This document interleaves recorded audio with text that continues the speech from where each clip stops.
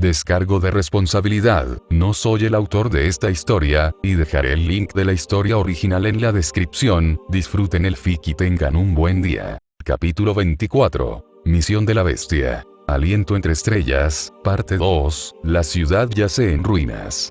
Las estructuras son cáscaras huecas de hormigón y acero, retorcidas por el fuego y el derrumbe. El humo se cierne sobre el suelo, mezclándose con el hedor a ceniza y algo más antiguo y primitivo en su podredumbre. Donde antes los caminos transportaban el ruido de las máquinas, ahora solo queda un lodo espeso y viscoso que se extiende en todas direcciones, con su superficie vibrando.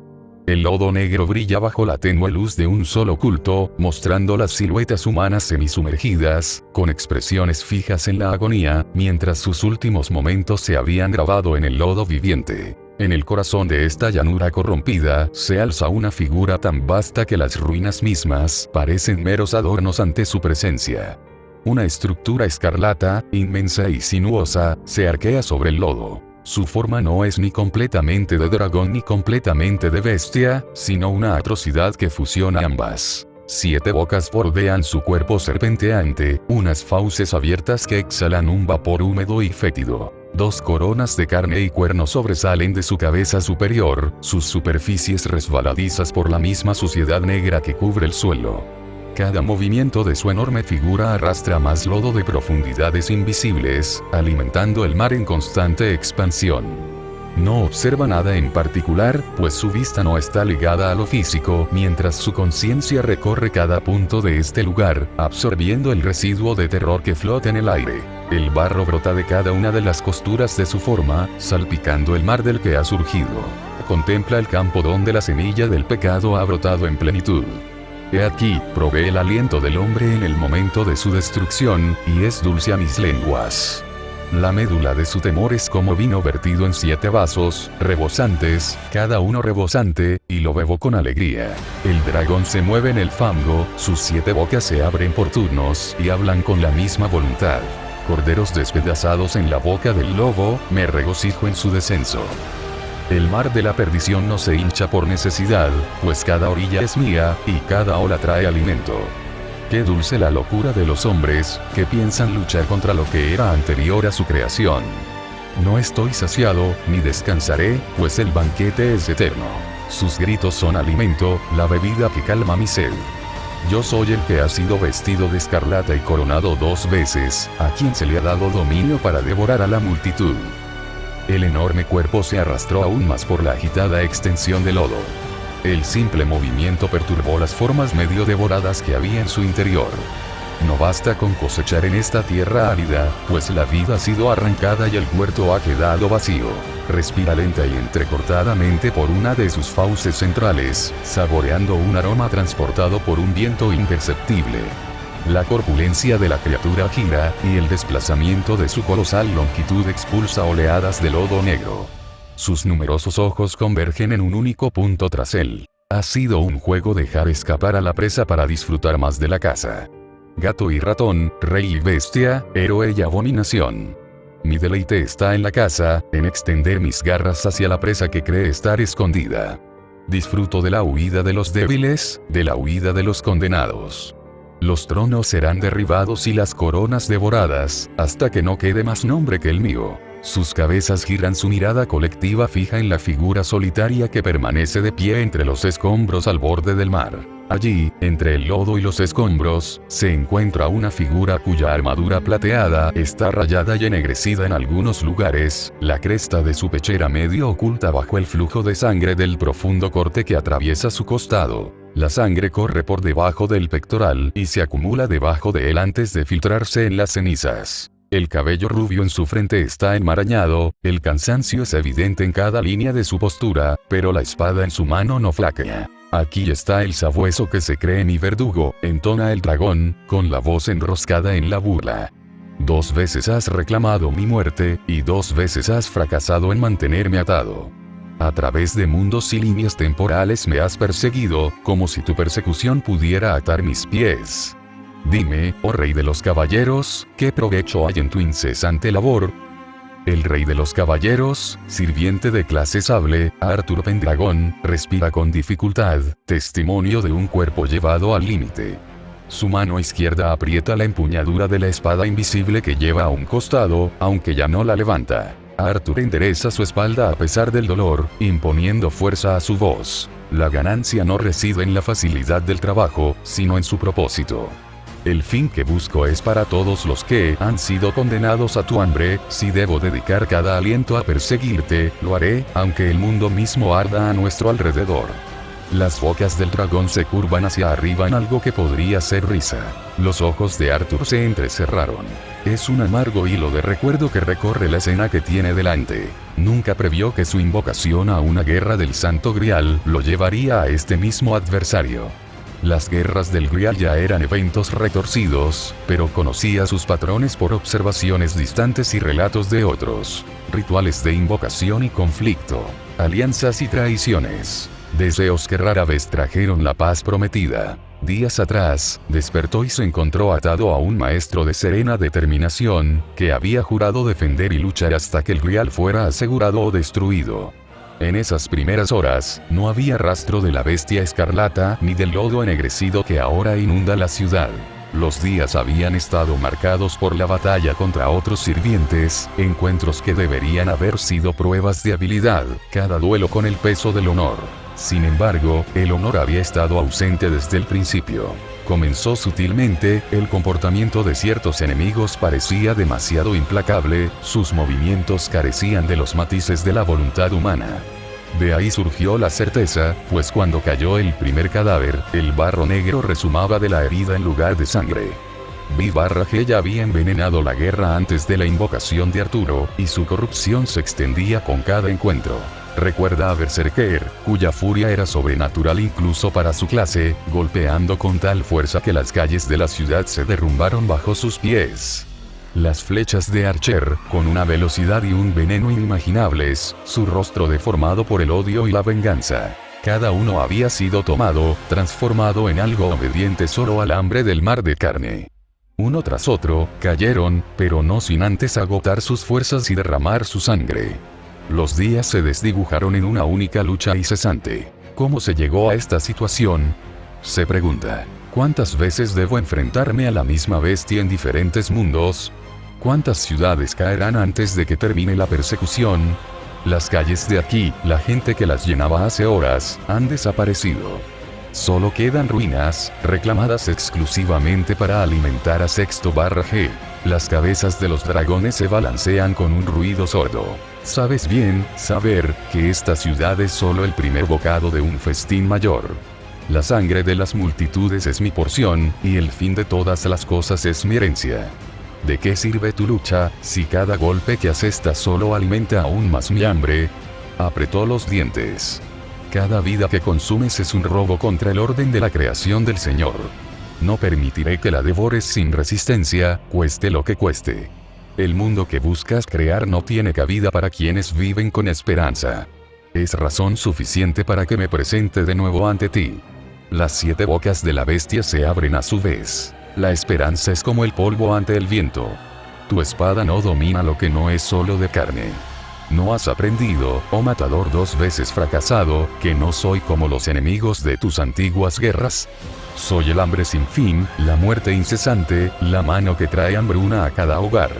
¿Me golpearás de nuevo, sabiendo que no puedes atarme? Arturo responde. Si debo golpearte 1000 veces, si cada vez termina con mi muerte, entonces me levantaré de nuevo para la 1000ª. He jurado ver tu fin, y no me desviaré porque te burles de mis fracasos. Tu terquedad es como alimento para mí, responde Sexto-G, y las palabras se deslizan como aceite en el aire. Me despierta un mayor apetito, pues el sabor de una voluntad inquebrantable es más rico que la carne de los reyes. Te despojaré de tu causa, pieza por pieza, hasta que tu resolución no sea más que carroña, y entonces verás cuán vanos han sido tus votos. Arthur avanza a través del aguanieve ennegrecido, arrastrando la armadura por la inmundicia, sin apartar la vista de la bestia. He visto lo que dejas atrás. Ciudades vacías, cielos arrasados, vidas acabadas. ¿Crees que si consumes lo suficiente, los mundos se doblegarán ante ti? pero tu hambre nunca se acabará. Por eso te cazo por todas partes, y por eso seguiré haciéndolo. La espada que sostenía empezó a brillar. Y yo, caballero, seguiré huyendo cuando me plazca, y me volveré a enfrentarte cuando la diversión sea dulce. Pues tú no eres mi verdugo, sino mi entretenimiento. Cada vez que te permito pensar que tu golpe tiene sentido, siento el miedo que sigue cuando descubres que no lo tiene. Continúa, pues. Habla de justicia. Habla de las vidas que quieres salvar. Es como buen vino para mis lenguas, y bebo a raudales. Arturo aprieta la empuñadura de su espada. Me aseguraré de que la próxima vez que huyas, no sea por decisión propia. Ja ja ja. Escucha, caballero, pues te revelaré el designio que ahora me atormenta. Mi vista ha atravesado los velos de tu línea temporal y la frágil piel del multiverso, hacia un lugar distinto a las miserables singularidades que tu especie ha conocido. ¿De qué estás hablando? No es un eco tosco de una historia, ni un fragmento arrojado al vacío, sino una línea de tiempo íntegra e intacta, pero dentro del propio bloqueo del tiempo cuántico.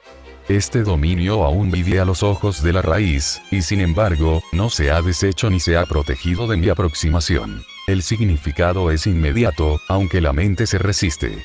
El bloqueo temporal existe para preservar ciertos mundos, impidiendo que sean afectados por distorsiones o intrusiones. Que Sexto-G haya detectado uno y lo describa como intacto ya es motivo de alarma. Aún más asombroso, oh sabueso que me matarías, continúa la bestia, con la voz tan alta que saber pudo sentir su alegría. Es que en este mundo he notado la presencia de otros como yo. No uno, ni dos, ni tres, sino una reunión de más de 5. Cada aliento, como el mío, es un azote digno de destrozar tronos y quebrar los huesos de reyes. Una reunión de bestias, caminando entre las obras del hombre. El corazón de saber late más fuerte en su pecho. Su mente empieza a calcular el sentido de tal cosa, hasta que finalmente la escala se niega a tomar forma. Una sola bestia puede amenazar un universo, desmantelando sus leyes y destruyendo su orden. Hablar de más de 5 es hablar de una destrucción tan grande, que incluso imaginar su alcance dificulta la razón. Sus labios se abren ligeramente antes de poder pronunciar las palabras. Eso es imposible. Tal convergencia no puede ocurrir sin el colapso de todas las protecciones, sin que las fuerzas contrarias, o incluso la propia raíz, rechacen el equilibrio. Si lo que afirmas es cierto, entonces no quedará nada que ningún mundo pueda preservar. El dragón se inclina más cerca, sus coronas brillan con el barro asqueroso que corre en riachuelos por su cara. Que tu mente lo reciba o no, no importa. La verdad se mantiene sin tu consentimiento. No me importa el orden al que sirves, ni los muros que mantienes entre los mundos. Los buscaría, los encontraría y me deleitaría con ellos, pues qué banquete es mayor que la carne de mi propia especie. Qué alegría supera devorar a iguales, hasta que no quede nada más que yo, el primero y el último. En verdad, tu hambre es insaciable. Incluso entre los tuyos, solo buscas consumir. Si encuentras este lugar del que hablas, la devastación no terminará con ese mundo. Todos los mundos estarán en peligro, eso no lo puedo permitir.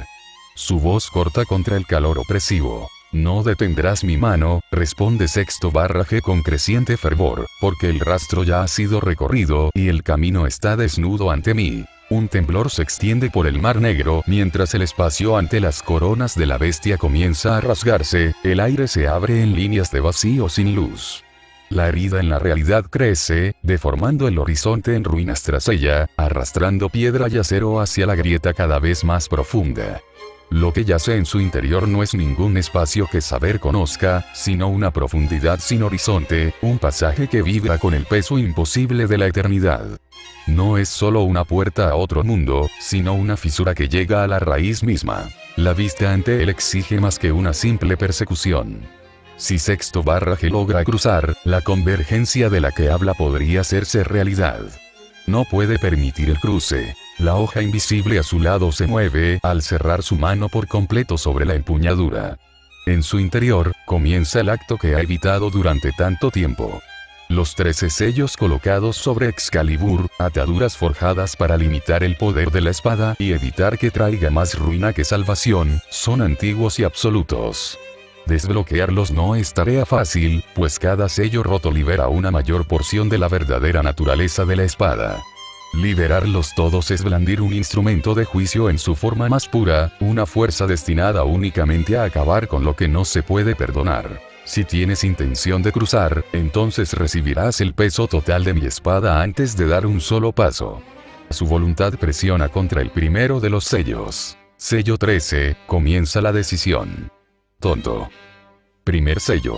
La declaración se ve interrumpida por el repentino temblor del lodo bajo sus pies. El lodo negro brota como una vaina rota, esparciendo trozos de piedra y acero podridos. Una sombra imponente lo atraviesa, el lodo se aferra a su forma como una armadura y humo. El sonido que sigue es el de un solo paso que rompe la tierra, y luego otro, cada uno agrietando el hormigón bajo los pies como si fuera un hueso seco. El berserker Heracles emerge con un cuerpo hinchado por la corrupción, con el lodo negro tejido en cada músculo y tendón, hasta que el hombre es menos un héroe que una máquina de asedio viviente. Su piel se estira tensa sobre ese cuerpo monstruoso, sus venas laten con una luz roja. En sus manos lleva una enorme espada hacha de piedra, dentada en los bordes y lo suficientemente pesada como para que su solo movimiento pueda destrozar la estructura de un edificio. Saber apenas tiene tiempo de cambiar de postura antes de que el suelo se hunda bajo la embestida de Berserker. El hacha espada desciende en un corte vertical destinado a aplastar todo lo que se encuentre debajo. Saber recibe el golpe con su espada, el impacto sacude sus brazos y le hace temblar los huesos. Sus botas se hunden en la calle agrietada por la fuerza, y sus rodillas casi ceden antes de retroceder, girando el cuerpo para desviar el peso. El contraataque es instantáneo, pero la herida se arrastra a su velocidad. La mano libre de Berserker se lanza hacia adelante, alcanzando a Arthur de lleno en el peto. El impacto es como un ariete de asedio, lanzándolo hacia atrás a través de la fachada astillada de un edificio derrumbado.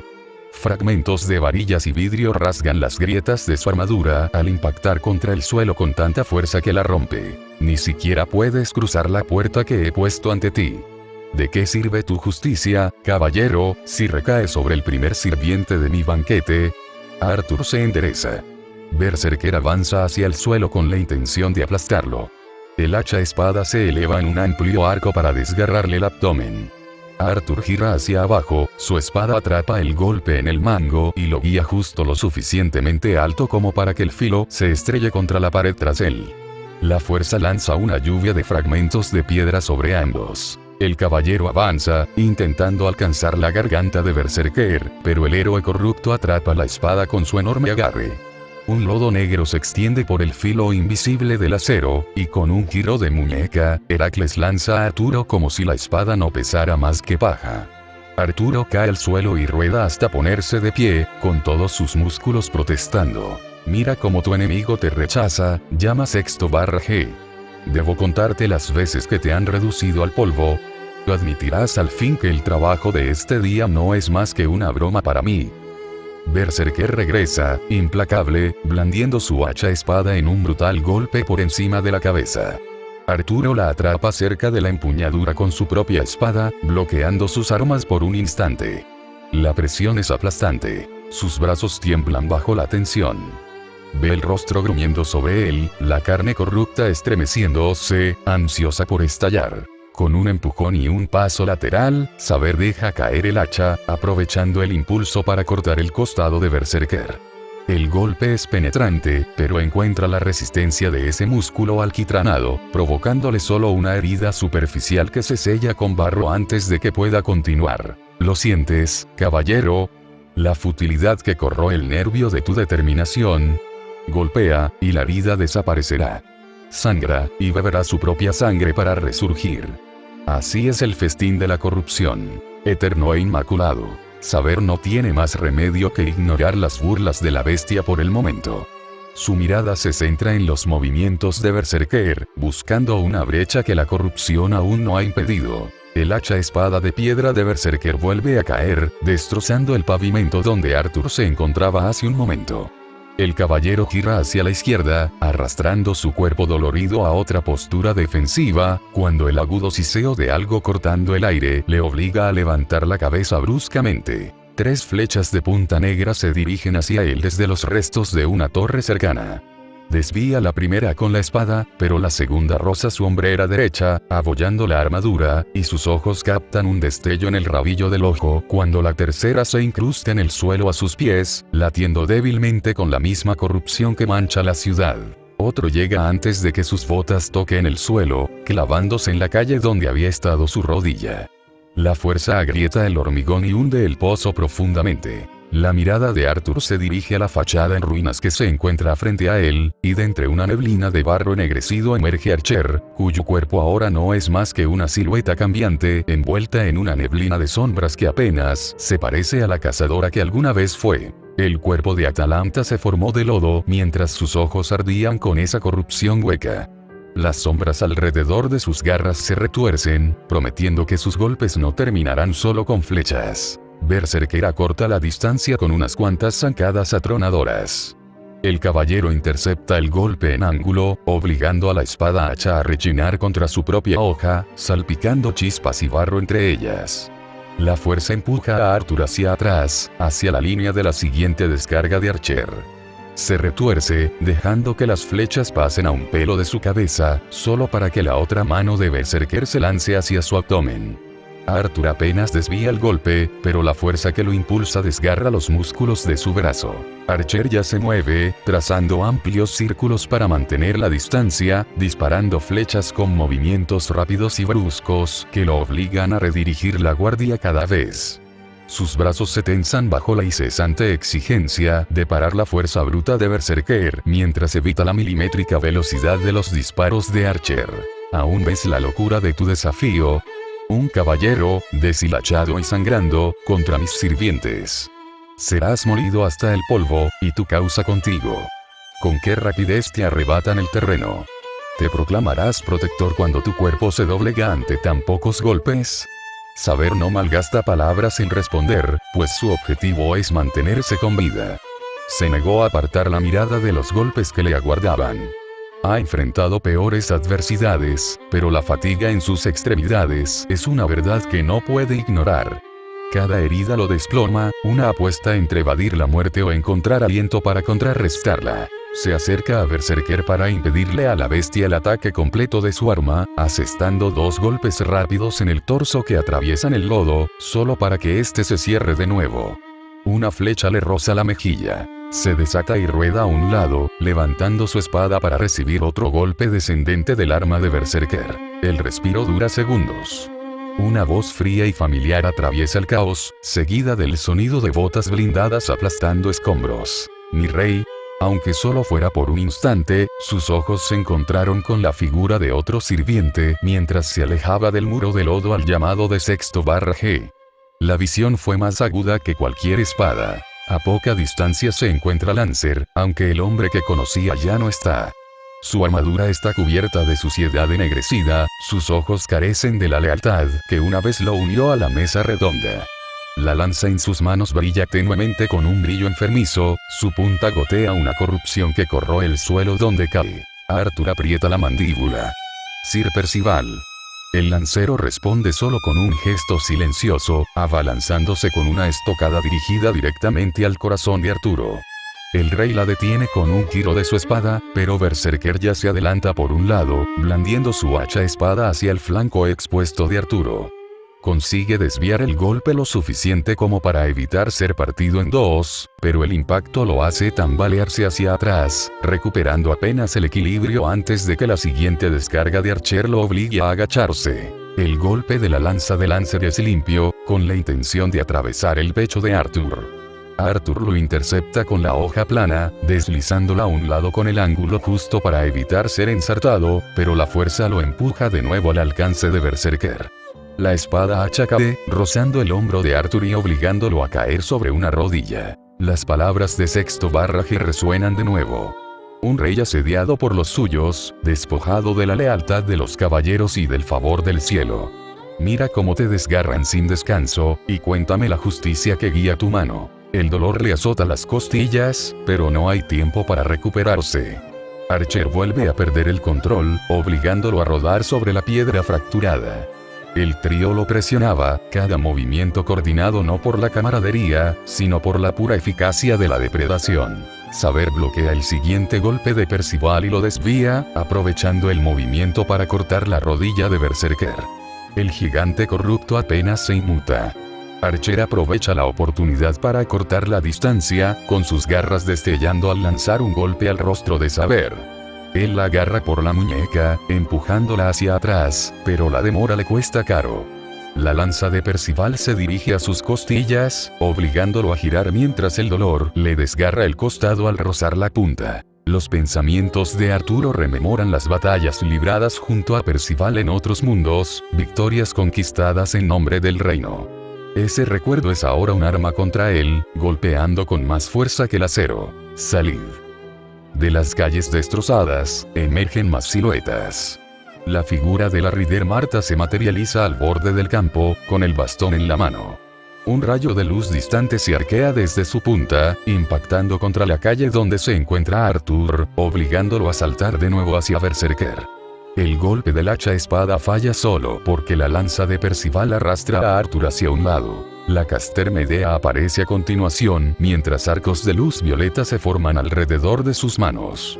La asesina Shutenduji se cuela entre las sombras, su sonrisa torcida atraviesa el lodo negro que cubre su piel. Se unieron al asalto entre los golpes de los demás, obligando a Arturo a defenderse desde todos los ángulos. El acero choca contra el mango de una lanza, rompe flechas en el aire y corta construcciones de hechizos antes de que puedan rodearlo. La mente de Arthur calcula las probabilidades. 6 sirvientes corruptos se alinearon ante él, moviéndose para acorralarlo. Su cuerpo ya estaba debilitado, y cualquier aliento le causaba una punzada de dolor en el pecho. Cada dirección solo le ofrecía un nuevo ataque. Berserker ataca con su arma en alto. Archer se desplaza hacia el flanco, disparando flechas en rápida sucesión. Percival presiona desde el frente, lanzando sus golpes en perfecta sincronía con el fuego del arquero. Los disparos de Rider obligan a Arthur a cambiar de postura, evitando otro ataque. Los hechizos de Caster serpentean por el aire como espadas, y Assassin espera la más mínima oportunidad para aprovecharla. No hay pausa ni espacio para pensar más allá del siguiente golpe. Sus brazos se mueven para desviar, evadir, mientras los golpes lo desgastan aún más. Lucha, si quieres entretenerme más, llama a la bestia, mientras la risa resuena por sus 7 bocas. Tu desesperación es como un festín para mí. Arthur recibe el golpe de Berserker, lanza una patada en el abdomen de Archer para ganar tiempo, solo para que la lanza de Percival le roce el hombro. Una repentina embestida por el flanco de Berserker acorta la distancia hacia el dragón, pero la siguiente flecha de Archer cierra el paso, y Assassin lo atrapa antes de que pueda cambiar de postura. Vuelve la espada contra el siguiente golpe de Berserker, con el hombro aullando en protesta, y se ve obligado a retroceder de nuevo. La atracción del portal se fortalece. La masa de Sexto-G se gira hacia él. ¡No! La voz de Arthur es áspera, su cuerpo se retuerce ante los golpes mientras da un último empujón, retrocediendo hacia la guardia de Berserker. Ve la figura de Sexto-G avanzando hacia la grieta, con los bordes de su cuerpo distorsionados por el vacío. Intenta abrirse paso, pero los sirvientes corruptos lo rodean, lanzando espadas y hechizos al unísono. La risa del dragón sigue mientras su forma desaparece en el desgarro y la grieta se derrumba en la nada. Y Bestia Sexto-G escapa a otro mundo, como lo hizo numerosas veces hasta ahora. Peculiarmente, en este mundo particular, el número de bestias aumenta. Por tanto, el final está cerca. El camino a través de las cordilleras de los Cárpatos es árido, aunque la tierra conserva restos de ritos más antiguos que los imperios que una vez la reclamaron. El suelo está manchado con fórmulas judaicas abandonadas mucho antes de que cayeran las naciones que se alzaron sobre él. La quietud pertenece a la tierra, testigo de los pactos que una vez sostuvo. La capucha protege el rostro del rey humano, la capa oculta su presencia, no para ellos. No lo reconocerían de ninguna manera. Se hacen llamar magos, organizaciones, eruditos de misterios, mientras sus pasos siguen las huellas de un solo hombre, Merlín. Buscan a tientas los restos, incapaces de encontrar la base que les dio origen. Él no los mira con admiración ni desprecia su búsqueda. En particular, lo comprende. La humanidad busca fragmentariamente lo que perdió en su totalidad. La convergencia de las tres órdenes se avecina. Sus estandartes están ocultos, pero sus acentos los delatan. Grausaubert, Amanecer Dorado y Rosenkreuz. Desconfían entre sí porque cada uno ve al otro como un ladrón que acecha el mismo cadáver. Su desconfianza es justificada. Sus líderes se mantienen apartados, hablando mientras sus agentes se agrupan como sabuesos esperando una señal. Goetia se adentra entre la multitud. Los humanos no suelen mirar dos veces a menos que se les obligue. Por eso perecen cuando una sola mirada podría haberlos salvado. Se mezcló entre ellos con pensamientos firmes. El nodo de los Cárpatos zumba bajo sus pies. Ninguno de ellos lo siente, aunque afirman dominar las líneas místicas. No lo notan porque su atención se aferra a la superficie. Si tuvieran la sabiduría que pidió Salomón, sabrían que la tierra misma les advierte. Un mago de confianza de Mefistófeles hablaba con una sonrisa disimulada tras la cortesía, aunque una simple mirada de Goetia revelaba de inmediato que era una serpiente acostumbrada a ser subestimada, pero las serpientes mudan de piel para engañar. Su tono es agradable, las palabras elegidas son como cebo. No nos reunimos por una rivalidad vacía, dice a los acólitos más jóvenes de la aurora dorada, sino por la búsqueda del conocimiento y la preservación. Shira Galgalim no es una curiosidad común.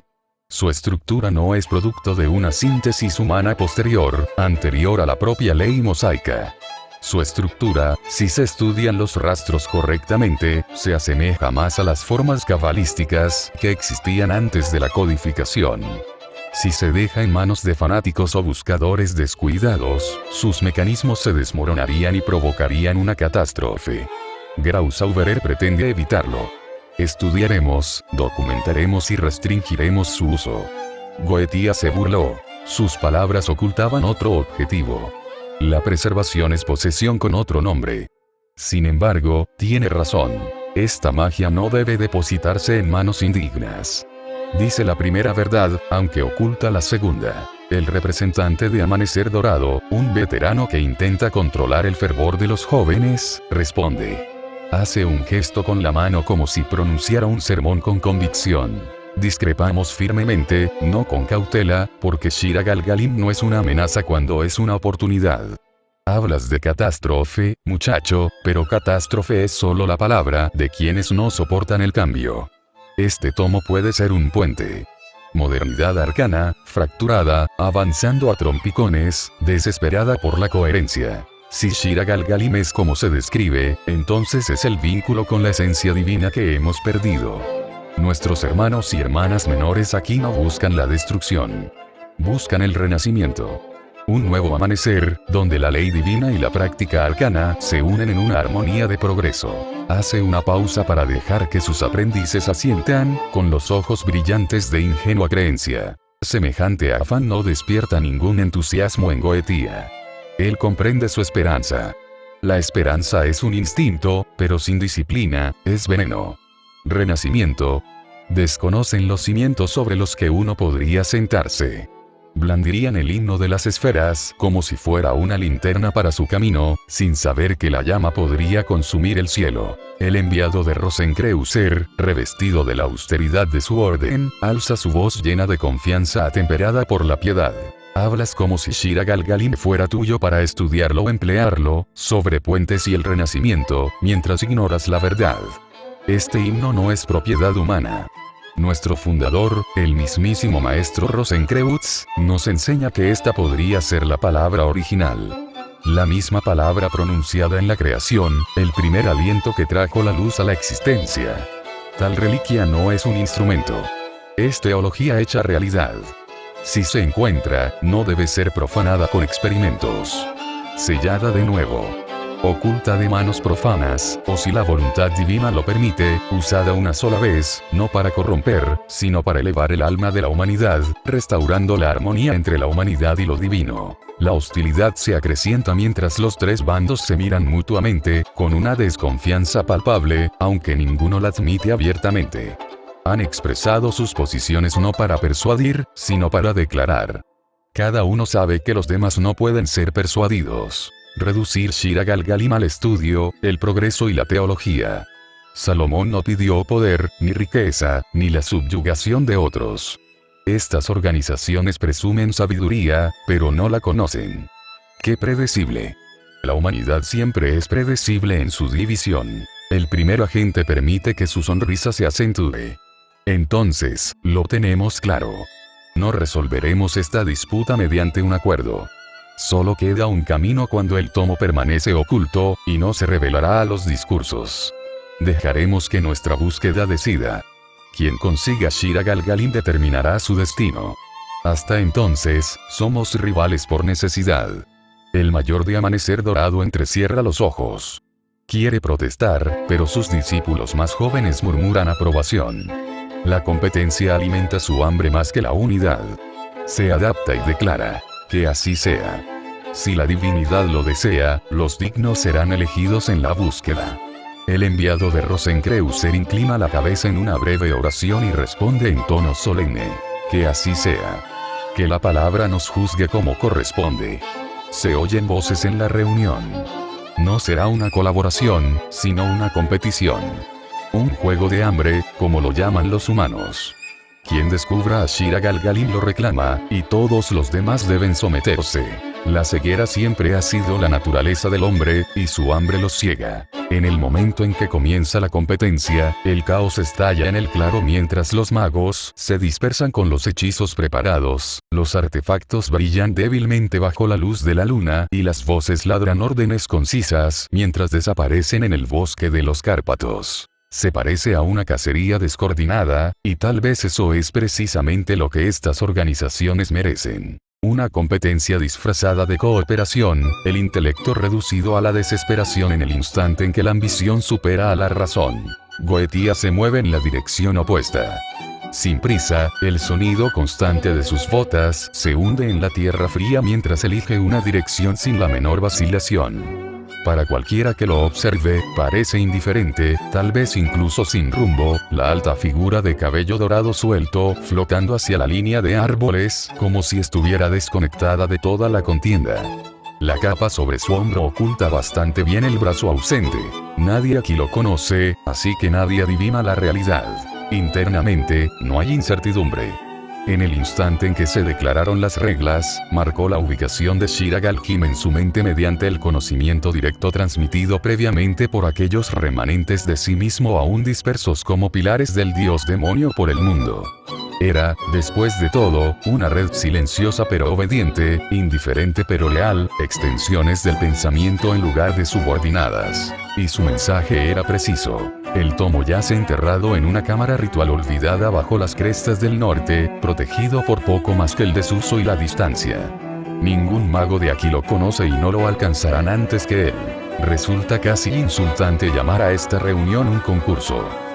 Sus ojos cambian brevemente hacia los sonidos de tres voces distintas detrás de él, los propios líderes abandonando la supervisión para unirse a la caza. ¡Qué delicia! Anuncia Grausauberer desde atrás. Dime, amigos, ¿qué apuestan a que pesará más esta noche? ¿La sabiduría de la moderación o la ansia de trascendencia? Hablar menos, buscar más, espeta el representante de Amanecer Dorado, aunque no con verdadera ira. Un hombre demasiado ansioso, demasiado convencido del destino. Esta es la oportunidad que nuestra generación necesita. El Shira Galgalim pondrá fin a los siglos de estancamiento entre la autoridad divina y la artesanía mortal. Lo reclamaremos primero, de eso no me cabe duda. Alardean ambos en silencio, tal peso rompe a quienes lo agarran sin cuidado, dice el último líder. No se conforman con enviar niños y agentes a morir por ellos. Lo malinterpretan, es de esperar. La humanidad a menudo confunde movimiento con progreso. Los fragmentos tienen suficiente significado. Tres representantes, tres visiones para el mismo artefacto. Estudio, progreso, trascendencia. Ciegos ante la realidad de que ninguna de ellas importará dentro de una hora. No se molesta en acelerar el paso. El bosque se abre ante alguien que no quiere demorarse por trivialidades como el terreno o la persecución. En su interior, el pensamiento se enfría, analizando la situación sin consecuencias emocionales, pero siempre con desdén. La humanidad siempre viste sus compulsiones con el lenguaje de la aspiración. Preservación, iluminación, salvación. Diferentes disfraces para la misma hambre, buscando poder pero proclamando filosofía. Buscan el control pero proclaman devoción. Si Shiragalkin realmente concede lo que creen, entonces nadie aquí lo merece, pues nadie se acerca con una comprensión igual a la magnitud que buscan. Armonía divina. Puentes entre lo mortal y lo sagrado.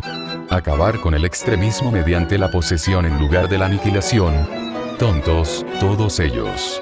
El tomo no cederá ante la retórica ni la ambición. Existe indiferente a la propiedad, como siempre ocurre con la verdad.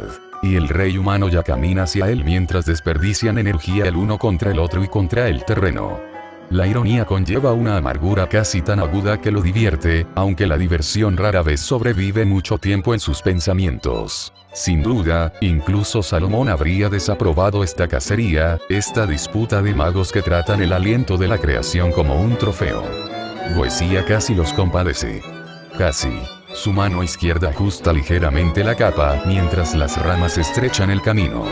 El viento le acaricia el pelo largo sobre el hombro. Lo ignora, concentrándose en cambio en la certeza de la dirección, que tira levemente de la percepción, como uno sigue la gravedad sin necesidad de calcular su fuerza.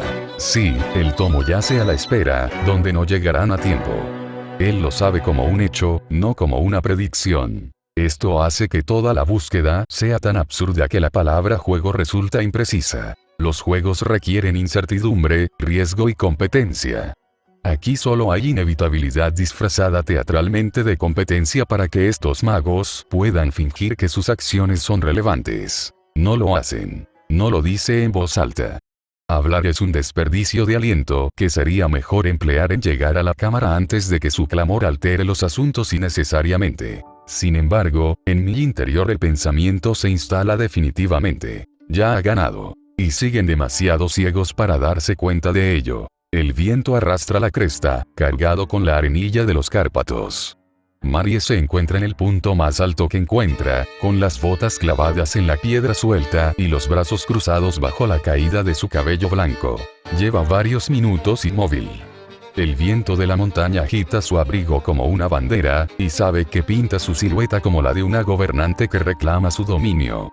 Su expresión permanece inmóvil, aburrida, con los ojos entrecerrados tras las gafas de sol que reflejan la dispersión del bosque. El mundo, debajo de ella. Sí, ella era sencillamente así de magnífica. Elógiala más.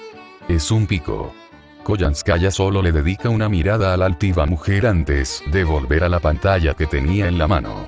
Sus dedos se deslizan suavemente sobre la tenue interfaz holográfica mientras intenta rastrear el pulso de la línea mística bajo sus pies. Su cola se agita irritada cada vez que la señal se interrumpe, y sus orejas se contraen ante las ráfagas de estática. Lo está haciendo otra vez, dice rotundamente, sin levantar la vista. Draco estaba un poco más abajo, apoyado en una roca. La sombra de su sudadera ocultaba casi todo su rostro, salvo el brillo de sus ojos rojos. Parecía cansada, aunque quizá solo fuera el estado natural de sus rasgos. Su larga cabellera rubia se desparramaba hacia adelante como una cortina sin ribetear. Siempre lo hace, dice Draco. Su voz tiene poca inflexión, solo un leve matiz de desdén. Me sorprende que no te hayas acostumbrado ya. Llevamos meses viviendo juntos. Estoy aquí, grita Olga sin girar la cabeza. Las gafas de sol se inclinan para que pueda mirar por encima del hombro con irritación. Y esto es lo que se llama inspección. Un líder debe tener perspectiva, algo que ninguno de los dos parece valorar. Perspectiva, repite Koyanskaya, indiferente, con una nitidez profesional, como si estuviera organizando una reunión en lugar de estar en una montaña ventosa. O quizás te gusta la vista porque puedes fingir que el mundo ya está bajo tu control. Muy motivador, estoy segura. Olga gira sobre sus talones y avanza hacia ellos a grandes zancadas, mientras su abrigo chasquea tras ella. Al final lo controlaré. No finjas tener visión si no la tienes. Se detiene junto a Koyanskaya, mirando la pantalla parpadeante con cierta irritación. ¿Ya has encontrado algo o estás perdiendo el tiempo otra vez? La sonrisa de Koyanskaya es profesional y vacía. El pulso de la línea mística se dispersa constantemente, el nodo de los Cárpatos está desordenado. Siglos de rituales humanos han grabado sus pequeñas marcas en él. Puedo encontrar el rastro de Shira Galgalim eventualmente, pero a menos que quieras que todo el cúmulo nos detone en la cara, tardaré un momento. Se encoge de hombros ligeramente. La magia a esta escala requiere paciencia. Tengo muy poca, pero más que tú. Draco se revuelve contra la roca, pero no se acerca. Todo lo que sucede ante ella es igual de tedioso. Estás inusualmente silenciosa, le grita Koyanskaya sin levantar la vista. Los ojos rojos de Draco se mueven lentamente hacia ellos.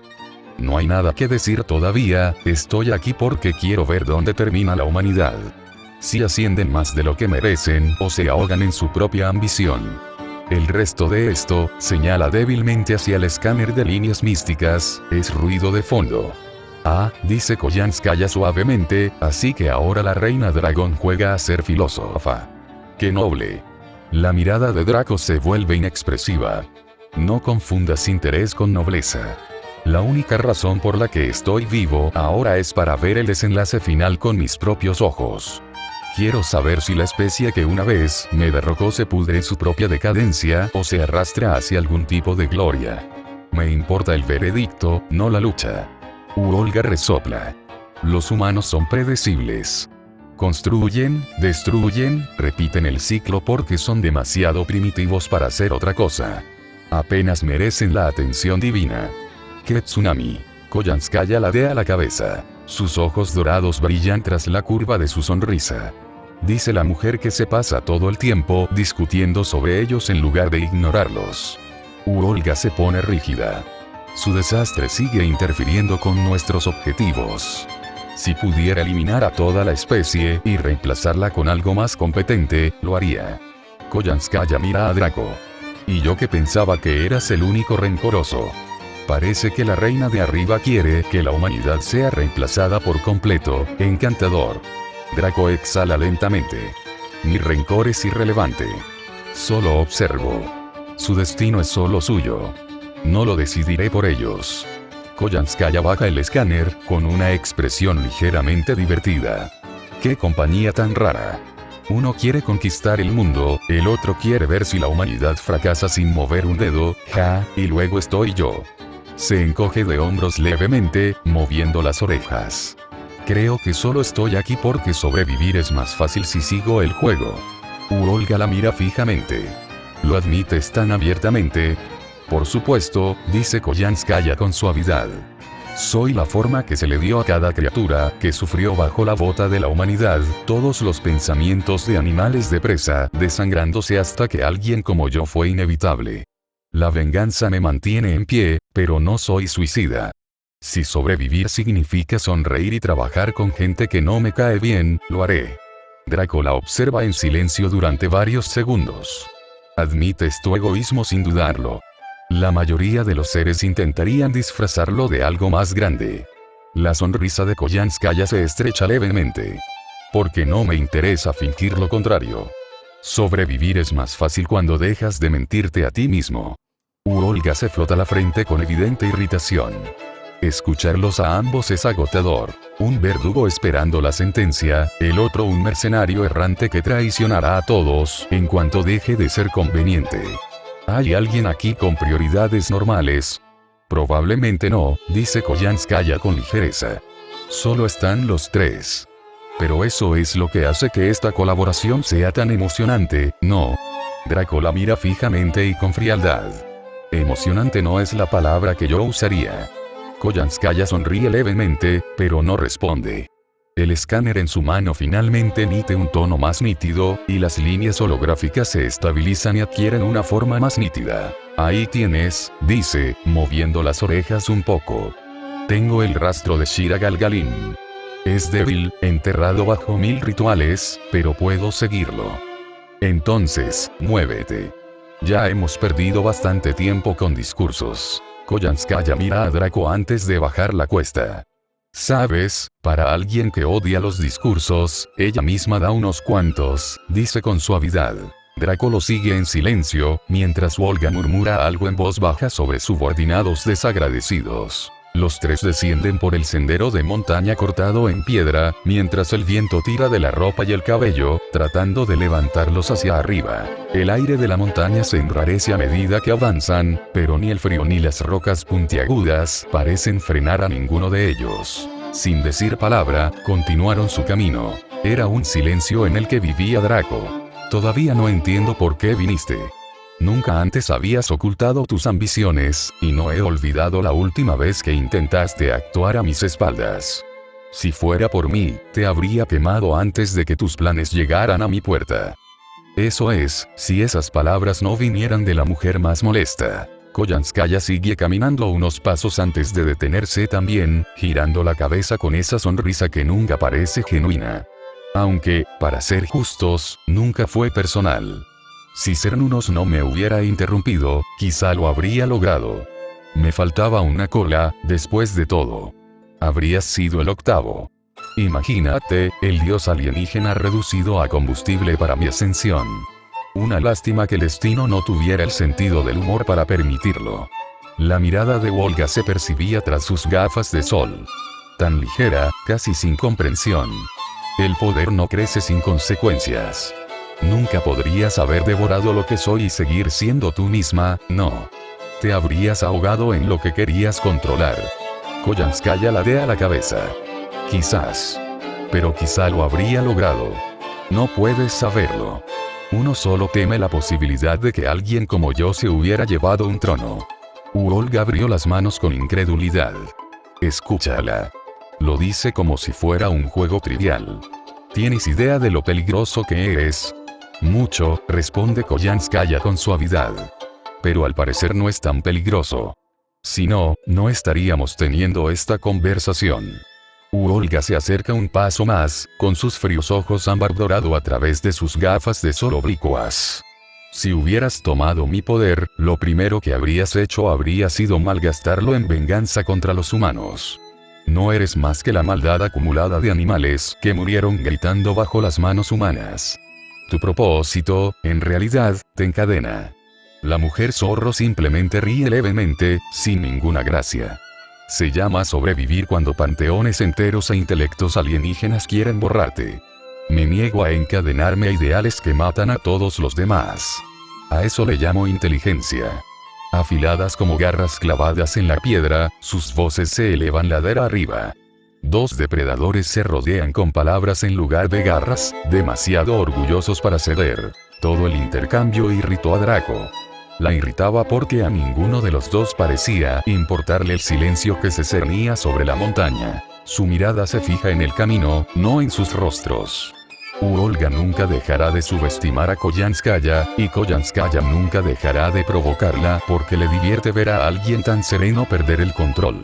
Draco se pregunta por qué está con ellos. Probablemente porque es una necesidad, no compañía. Observar el destino de la humanidad requiere sobrevivir lo suficiente para ver su conclusión. Para eso, estos dos resultan útiles, pero escucharlos la cansa. Despotricar sobre el poder no resuelve nada. El poder no cambia la inevitabilidad. Cuando la especie que una vez la derrocó finalmente llegue a su fin, no será el poder el que decida si ascienden o caen. Será algo más profundo, algo que la mayoría se niega a reconocer hasta que los aplasta. Llega como una fractura a través de sus pensamientos, un calor que le atraviesa la base del cráneo. Todo se derrumba hacia adentro mientras la realidad se pliega por la mitad. Algo más respira en su mente, arrastrándose desde tiempos inmemoriales, voces enredadas hasta que ya no nos suenan como lenguaje, sino como escrituras pudriéndose en su interior que golpean su cabeza en fragmentos, líneas rotas golpeándose unas contra otras como vidrio. Su visión se desvía, se duplica, como si algo más se inclinara sobre su hombro y le rasgara los ojos. Nada existe. Su cabeza se sacude mientras el horizonte entero se despliega hacia adentro. Una segunda presencia irrumpe en su conciencia, demasiado cercana, demasiado familiar, mientras miles, no, incontables voces se unen en su cráneo, hablando en idiomas que no se hablan en la Tierra desde hace siglos, quizá milenios, sílabas que vibran con juicio y orden. No puede distinguir si discuten, rezan o condenan todo lo que nombran. La bestia viene del pozo de Babilón Babil. Carne 7 cabezas 10 cuernos se levanta de aguas llenas de naciones lenguas. Y en su frente había un nombre escrito: Misterio de Babilón y Alón la grande, la madre de la tierra. He aquí. El dragón da poder a la bestia y el mundo entero adoró a la bestia porque hablaba grandes cosas y blasfemias. Y se le dio poder durante 42 meses. Las palabras se trituran unas sobre otras en distorsión tenues, las letras se invierten, se duplican, desaparecen en mitad de la línea. Si alguno tiene oído que oiga, el que lleva en cautividad irá en cautividad, el que mata a espada debe ser muerto. Aquí están los santos. 666, 66, 66, 66. Se tambalea un paso antes de quedarse quieta. Todo lo demás regresa lentamente. Aprieta las manos hasta que las uñas le raspan las palmas. Ella fuerza su respiración hasta que su rostro vuelve a su máscara habitual. Algo como ella existe en algún lugar más allá del horizonte. La misma naturaleza, el mismo pulso blasfemo de autoridad. Algo parecido a una bestia ha despertado, ligado a la escritura que le araña el cráneo. Los otros dos no se han dado cuenta de su difícil situación. Olga y Koyanskaya están demasiado ocupadas escupiéndose viejos odios, tan seguras de que nada importa más allá de su discusión. Ella lo mantiene así. No hay razón para decírselo, ni a ellos ni a los demás. Todavía no. Esto es suyo hasta que lo entienda. Si Gomorra, al menos su contraparte, vive en algún lugar de este mundo, entonces decidirá qué hacer solo cuando lo tenga delante. Ella se endereza lentamente, da un paso adelante nuevamente hasta que su ritmo coincide con el de ellos, la capucha oculta la leve tensión en su rostro. Las asas de plástico de las bolsas del supermercado se clavan en las palmas de Angra mientras camina por la calle desierta.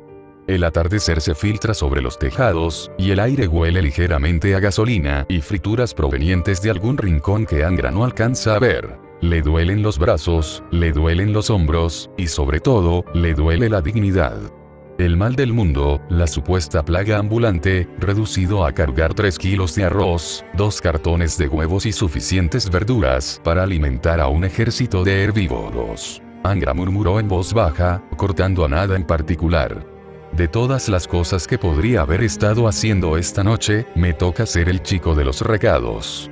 La mayor amenaza de la humanidad, aparentemente temida en los mitos, ahora negociando con la cajera descuentos en cebollas. ¡Fantástico! De verdad, mi vida ha alcanzado cotas gloriosas. Sus pasos resuenan en el pavimento agrietado. No hay nadie más a esta hora en esta calle.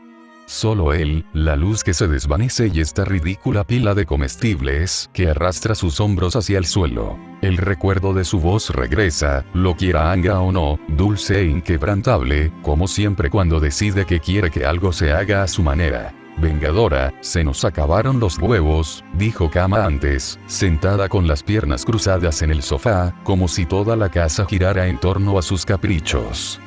Y la leche. Y el arroz. Y las verduras.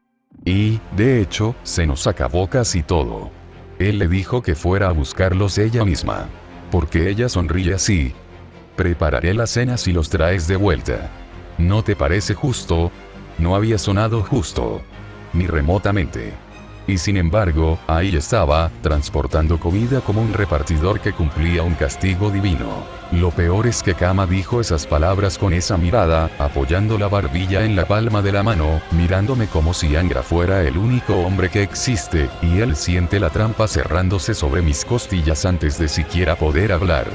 Puede que sea el mal del mundo, pero ella lo trata como si no fuera más que un tonto con su primer amor.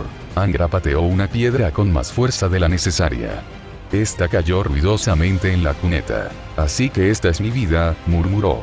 Se suponía que era una amenaza para la civilización. La calamidad al borde de toda razón. Pero no, me he reducido a un amo de casa que sabe la diferencia entre cebolletas y cebolletas porque, al parecer, hay una. En verdad, he conquistado la existencia. Un destello de movimiento se arrastra por el borde de su sombra antes de deslizarse hasta su hombro. La criatura se posa allí como si fuera la dueña del lugar, todo su cuerpo es una mancha plana de negro delineada por finas líneas blancas. Sus ojos, o lo que se hace pasar por ellos, salpican su cabeza como pequeñas estrellas, parpadeando a intervalos irregulares. Inclina la cabeza. Sí, Angra lo recuerda sin entusiasmo, vuelve a hablar consigo mismo. Los puntos parpadean en una secuencia lenta, una pregunta al menos. Angra suspiró. Porque no hay nadie más con quien hablar.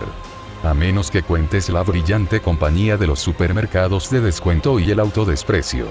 No puedo creer que me hayan reducido a esto. ¿Tienes idea de qué clase de entidad se supone que soy? ¿La tienes? Claro que no, renacidos ayer, literalmente. Probablemente te estés riendo por dentro como venganza por lo que pasó en Fuyuki. La pequeña sombra inclina la cabeza hacia el otro lado. El parpadeo parece un encogimiento de hombros. Maravilloso, espetó. Mi propio familiar cree que está bien. Esa autoproclamada esposa me da órdenes como si fuera su sirviente. Mi legado como amenaza existencial se reduce a ser muy buena cargando maletas. ¿Por qué no me dan un delantal, ya que estamos? Quizás unos guantes. Puedo ser el terror de la humanidad, el azote de los dioses y una ama de casa profesional, todo en uno. De verdad, una leyenda para la historia. El parpadeo de la sombra se ralentiza, como si sudara de una forma que solo ella comprende. Mira las bolsas en sus manos, luego su rostro, y luego de nuevo, como si quisiera asegurarse de que Angra no esté a punto de arrojarlas a la zanja más cercana en señal de protesta.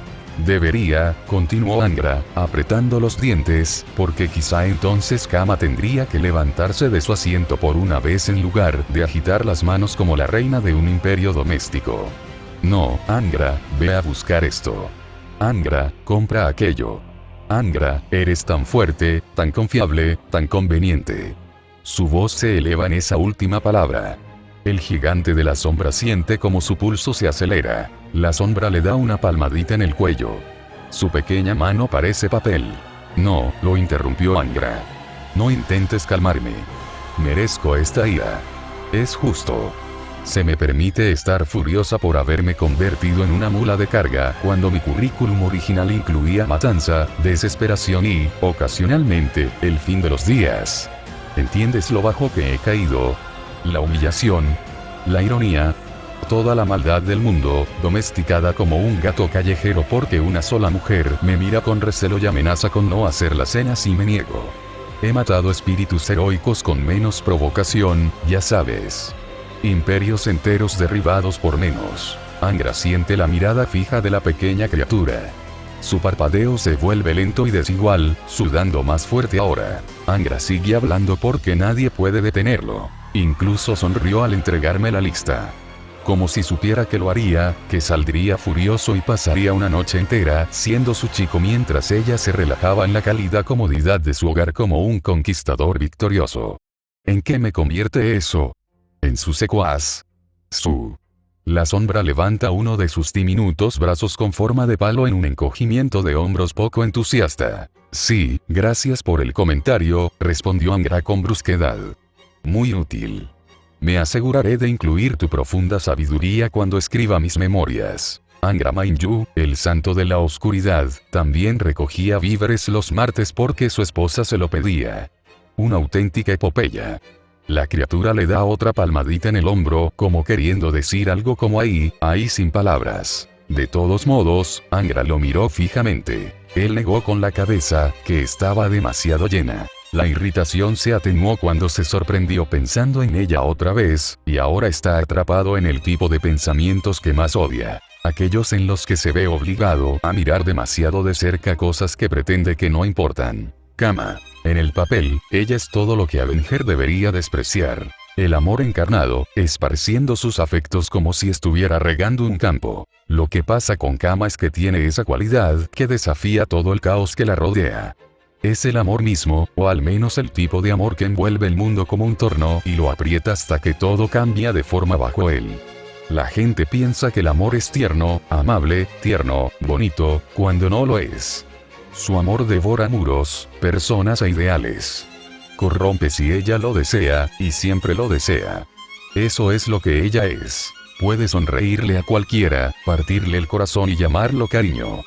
puede desbaratar reinos con palabras dulces, insistiendo en que es amor porque en su cabeza lo es. Para eso fue creada. Pero luego está él. El chivo expiatorio de cada pecado que el mundo quería atribuir a alguien más. Cada mentira, cada traición, cada supuesto mal enterrado en la historia de la humanidad, metido en su nombre porque la gente necesitaba un blanco. Un contenedor para lo que odiaban de sí mismos. Bien. Lo aceptó hace mucho tiempo. El problema es que cuando dos cosas así chocan, esperas caos, destrucción, odio, algo apocalíptico. No esperas que ella lo mire como a veces lo hace, como si realmente lo sintiera cuando a veces dice mi nombre suavemente.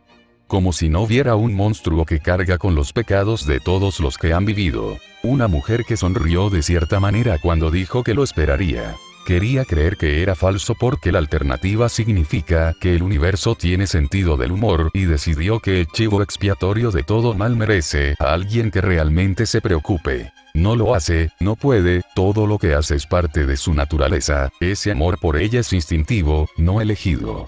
Que no hay nada real en ello porque tendría sentido que nada fuera real en la vida que Angra ha tenido.